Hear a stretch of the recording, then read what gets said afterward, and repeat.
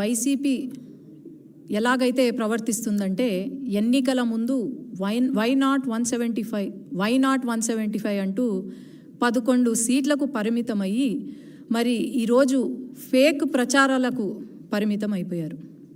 ఎందుకంటే పొద్దున లేచినప్పటి నుంచి రాత్రి పడుకునేంత వరకు సాక్షి న్యూస్లో ఒక ఫేక్ ప్రచారము మొదలవుతుందే తప్ప ఇంకేమీ లేదు. గత 5 సంవత్సరాలుగా సాక్షి న్యూస్ వేసి ప్రజలు, ఎందుకంటే పల్లెలలో వేరే ఛానల్ లేదు, ఒక్క సాక్షి న్యూస్ సాక్షి పేపరు తప్ప, అది చూసి మీ కొంపను ముంచిందంటే ఆ సాక్షి న్యూస్ చూసినందుకే. మరి కుక్కతోక వంకర అని అంటారు. కుక్కతోక వంకర కన్నా మన జగన్మోహన్ రెడ్డి గారి తోక ఇంకా వంకరగా మారినట్టుంది. మరి ఎట్లా అయిపోయిందంటే అధికారంలోకి వచ్చి 2 నెలలు అవుతుంది. ఈ 2 నెలల్లోనే అన్నా క్యాంటీన్ మొదలుపెట్టాం. పేదవాడికి ఒక అన్నం పెట్టే అన్నా క్యాంటీన్ని కూడా వీళ్ళు కామెంట్లు చేస్తూ, శుభ్రత గురించి కామెంట్లు చేస్తూ, మరి 5 సంవత్సరాల నుండి వీళ్ళు ఏమైనా మంచి చేశారా అంటే లేదు, ఇప్పుడు మంచి చేస్తున్నారు అంటే వీళ్ళు అడ్డుపడుతున్నారు. అలాగే టీటీడీ ఏదైతే ఉందో అది తెలంగాణ వాళ్ళకి ఇచ్చేసామని చెప్పి, తిరుపతి తెలంగాణ వాళ్ళకి ఇచ్చేసామని చెప్పి, లేదంటే ఇలా అమ్మకు వందనం కార్యక్రమము ఏదైతే ఉందో ఇంకా మనం రివ్యూకి కూడా రాలేదు, రివ్యూ చేస్తున్నాము. ఇప్పుడు మీటింగ్ అందుకే జరుగుతుంది. అప్పుడే సాక్షి న్యూస్లో మరి భారతిరెడ్డి గారు ఉన్నారు. భారతిరెడ్డి గారు సాక్షి ఏమంటారు, సత్యమేవ జయతే అని రాసుకున్నారు సాక్షి న్యూస్లో. సత్యమేవ జయతే కాదు భారతిరెడ్డి గారు, అసత్యమేవ జయతే అని మీరు క్యాప్షన్ మార్చుకుంటే బాగుంటుంది. ఈరోజు సాక్షి న్యూస్ ఓపెన్ చేస్తే మనకు కనిపించేది క్యాబినెట్ మీటింగ్ ఏదైతే ఉందో టీడీపీ ఆల్రెడీ ఇది చూడండి, 16వ తేదీ ప్రతి ఒక్కరికి ఈ నోటీస్ సర్క్యులేట్ అయింది.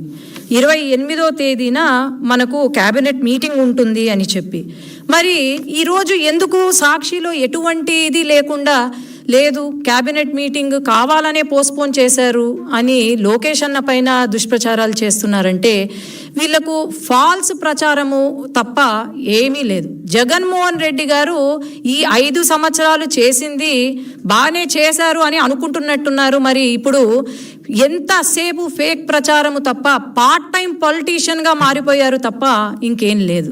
కాబట్టి ప్రతి ఒక్కరికి తెలుసు, ప్రజలకు ప్రతి ఒక్కరికి తెలుసు, ఈ 5 సంవత్సరాల కాలం మీరు ఎలా పాలన చేశారు అనేది తెలుసు. ఈ 5 సంవత్సరాల్లో ఎంతమందికి ఉద్యోగాలు ఇచ్చారు, లేకపోతే ఎంతమందిని ఆదుకున్నారో తెలుసు. కాబట్టి అనవసరంగా దుష్ప్రచారాలు చేసి మళ్ళీ 11 సీట్లకు కూడా కాకుండా పార్టీయే లేకుండా పుట్టగతులు లేకుండా అయితే మీరు చేసుకోవద్దండి అని నా మనవి.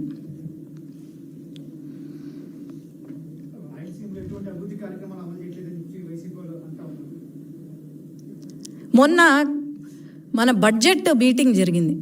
బడ్జెట్ సమావేశంలో బడ్జెట్ మొత్తము రాయలసీమ గురించే ఉంది. కేంద్రము నిధులు రాయలసీమకు ఇచ్చారు. అట్లాగే రైల్వేస్ కానివ్వండి, ఇండస్ట్రియల్ హబ్ కానివ్వండి, అన్నీ కూడా రాయలసీమకు ఇచ్చారు. మరి జగన్మోహన్ రెడ్డి గారు రాయలసీమ వ్యక్తే కదా, మరి రాయలసీమని ఏమైనా అభివృద్ధి చేశాడా? ఒక ఇండస్ట్రీ తీసుకొచ్చాడా? లేదంటే మా రాయలసీమలో ఉన్న ప్రజలకు లేకపోతే పిల్లలకు ఒక ఉద్యోగం ఇచ్చాడా? నాకు మొత్తం డీటెయిల్స్ ఇవ్వమనండి. లేదే. రాయలసీమ గురించి ఎవరైనా ఆలోచన చేశారు అంటే అది కేవలం నారా చంద్రబాబు నాయుడు గారు తప్ప ఇంకెవరు చేయలేదని నేను చెప్తున్నాను.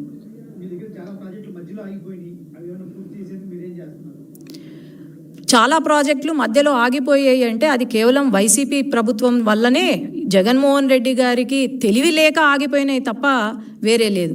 ఖచ్చితంగా ఈ ప్రాజెక్టులన్నీ తెలుగుదేశం పార్టీ హయాంలో మొదలు పెట్టాము. ఖచ్చితంగా చంద్రబాబు నాయుడు గారు ఢిల్లీకి వచ్చినప్పుడు కూడా ఈ ప్రాజెక్టులు పూర్తి చేయాలి, వెంటనే పూర్తి చేయాలని ఫస్ట్ ప్రిఫరెన్స్ ఇచ్చింది చంద్రబాబు నాయుడు గారి. ఖచ్చితంగా ఈ 5 సంవత్సరాలలో ప్రతి ప్రాజెక్ట్ పూర్తవుతుంది.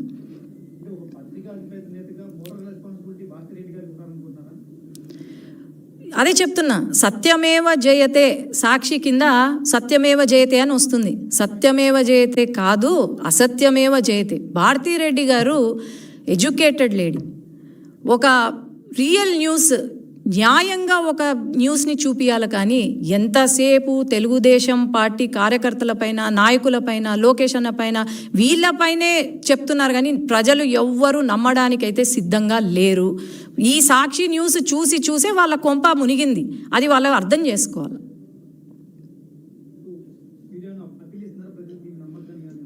ఖచ్చితంగా మనం అప్పీల్ కూడా ఇవ్వాల్సిన అవసరం లేదు. ఎందుకంటే ప్రజలకు ప్రతి ఒక్కరికి తెలుసు. వై నాట్ 175 అని చెప్పి ఈరోజు కేవలం 11 సీట్లకు పరిమితం అయినారు అంటే దాని అర్థం ఏంటి?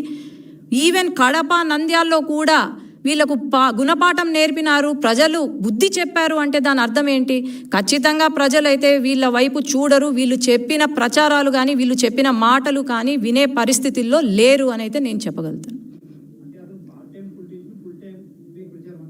అంతే, ఆయన చేసేది ఏం లేదు. గత 5 సంవత్సరాలుగా పార్ట్ టైం పొలిటీషియన్గానే ఉన్నాడు.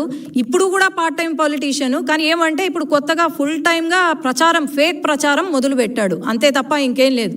నంద్యాల్లో మొన్న వైసీపీ వాళ్ళు హత్య చేసి మర్డర్లు చేసుకుంటే లేదు, ఇది టీడీపీ వాళ్ళే చేశారని చెప్పి ప్రెస్ మీట్ పెడతారు. ఎప్పుడైనా వచ్చారా? ఈ గత 5 సంవత్సరాల్లో ఆయన ఎప్పుడైనా వచ్చారా?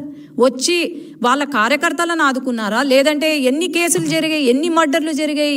వాళ్ళ సొంత పార్టీ నాయకులే మర్డర్లు చేసినారు. మరి వాళ్ళనే పక్కన పెట్టుకొని లా అండ్ ఆర్డర్ గురించి మాట్లాడుతుంటే నవ్వుతారు, జనాలు నవ్వుతున్నారు. అది వాళ్ళకి అర్థం కావట్లేదు.